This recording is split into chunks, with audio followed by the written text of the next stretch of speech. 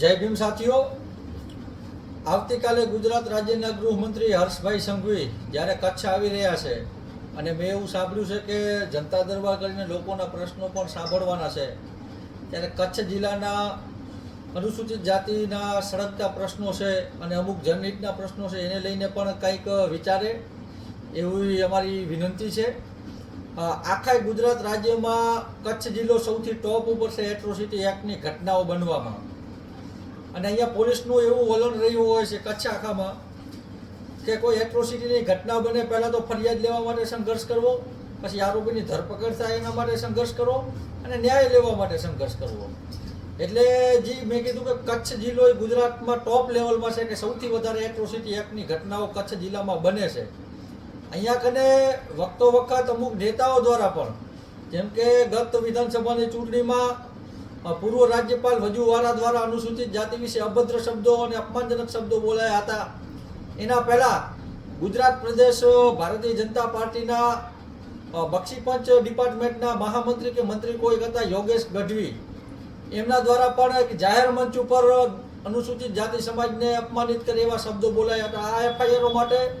દલિત સમાજે ઘણો બધો સંઘર્ષ કર્યો, પણ રાજકીય કિન્નાખોરી રાખીને અને એક ચોક્કસ પક્ષના લોકોને બચાવવા માટે પોલીસ અને આખું રાજકારણ કામ કરતું હોવાના કારણે આ બે એટ્રોસિટીની ફરિયાદો આજ દિન સુધી લેવાની નથી. આના માટે દલિત સમાજે આંદોલનો પણ કેટલા બધા કરવા પડ્યા છે, પણ હજી સુધી એફઆઈઆર દાખલ થઈ નથી. તો ગૃહમંત્રી હર્ષભાઈ સંઘવીને હું વિનંતી કરું છું કે આ એક તો કચ્છ જિલ્લાની અંદરમાં એટ્રોસિટી એક્ટની આટલી બધી ઘટનાઓ બને છે, ઉપરથી તમારી પાર્ટીના જવાબદાર લોકો દ્વારા પણ અનુસૂચિત જાતિ સમાજને અપમાનિત કરતા શબ્દો જ્યારે જાહેર મંચ ઉપરથી બોલાતા હોય ત્યારે એમના ઉપર કોઈ કાર્યવાહી ન થતી હોય તો અમને એવું લાગી રહ્યું છે કે આવતીકાલનો પ્રોગ્રામ માત્ર ફોટો સેશન હોય. પણ જો આવું ના હોય તો દલિત સમાજના જે આ જ્વલંત પ્રશ્નો છે એના બાબતે કંઈક ગૃહમંત્રી નિવેદન આપે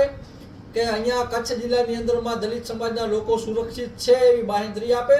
મેં જેમ કીધું એમ એટ્રોસિટી એક્ટની પહેલાં તો ફરિયાદો લેવા માટે જ પોલીસ સ્ટેશનોમાં સંઘર્ષ કરવો પડતો હોય છે, તો આને અટકાવવામાં આવે અને જે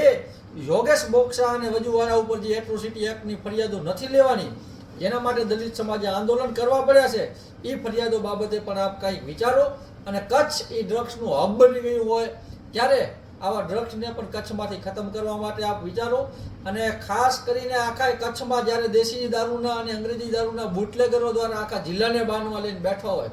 હમણાં જ તાજી બે દી પહેલાં ઘટના બની કે રાપર તાલુકાના ચિત્રોડ ગામ મધ્યે ઝેરી દેશી દારૂ પીવાના લીધે એક આશાસ્પદ યુવાનનું મૃત્યુ થયું. તો આવી બાબતોમાં પણ ગૃહમંત્રી ચોક્કસ સૂચનાઓ આપે અને ખાસ કરીને દેશી દારૂનું દૂષણ કચ્છ સહિત રાપર તાલુકામાંથી મટાડે દેશી દારૂનું દૂષણ એવી અમે આશા રાખીએ છીએ. અને જો ખરેખર ગૃહમંત્રી સાહેબ જો લોકોના પ્રશ્નો સાંભળવા આવતા હોય અને કચ્છ જિલ્લાની જે લો એન્ડ ઓર્ડરની સ્થિતિ છે એ જોવા માટે આવતા હોય તો કચ્છના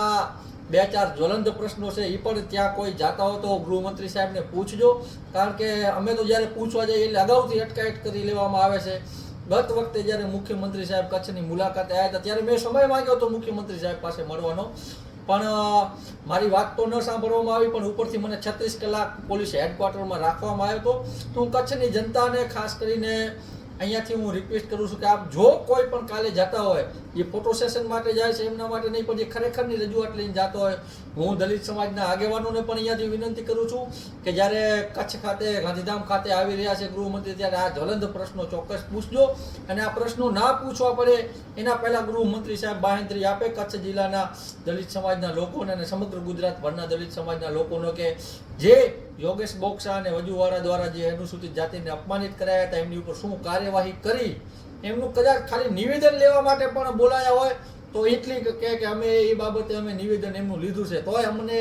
એક સંતોષ થશે. અને ખાસ જે મેં કીધું ડ્રગ્સ અને દારૂ આખા કચ્છને જ્યારે ભરડામાં લઈને બેઠા હોય અને ગૃહમંત્રી સાહેબ કચ્છમાં આવતા હોય ત્યારે ગૃહમંત્રી સાહેબને હું વિનંતી કરીશ